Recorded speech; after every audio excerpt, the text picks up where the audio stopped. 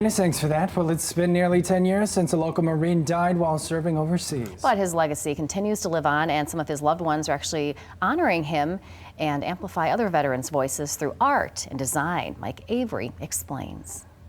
This is a space for everybody, a place where people can come and see the stories that our heroes have expressed through their collaboration with an artist. Sharing a cup of coffee may not seem like a big deal, but sometimes it can lead to big ideas, including those with the power to change lives for the better. So Tyler and I first met during coffee. That's when myself, a U.S. Navy Seabee veteran, met Tyler for the first time. It was over a cup of coffee to talk about, how can we use art to raise awareness about veterans that have been injured. That's the idea behind Has Heart, a Grand Rapids-based nonprofit brewed up nearly a decade ago as co-founders Michael Hyacinth and Tyler Way shared a cup of joe. We always introduce the veteran with the designer over a cup of coffee. The two are now working to bring a new coffee shop in downtown Grand Rapids at the small stone building in Veterans Memorial Park. So I wanted to see if we can create an opportunity to recognize Dane,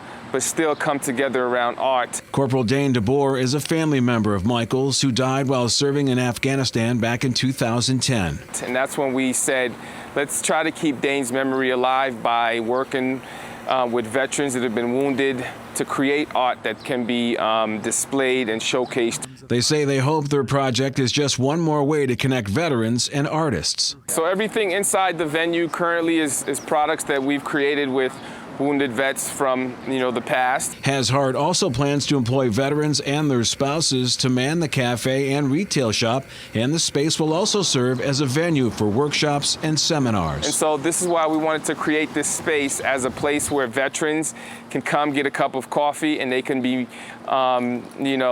they can have an opportunity to express themselves and get to know people around the community. Michael says he is grateful for the support they have received so far to bring their coffee shop to life, but they still need some help.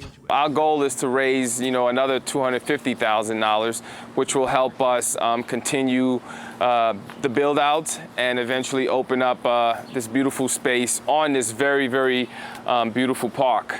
And so we're hoping to start construction soon with the hopes to eventually open this coffee shop, spring of 2021. Mike Avery, Fox 17 News. All right, so if you're interested in learning more or to make a donation, just go to the Has Heart website. We have a link to that on our story in our news app.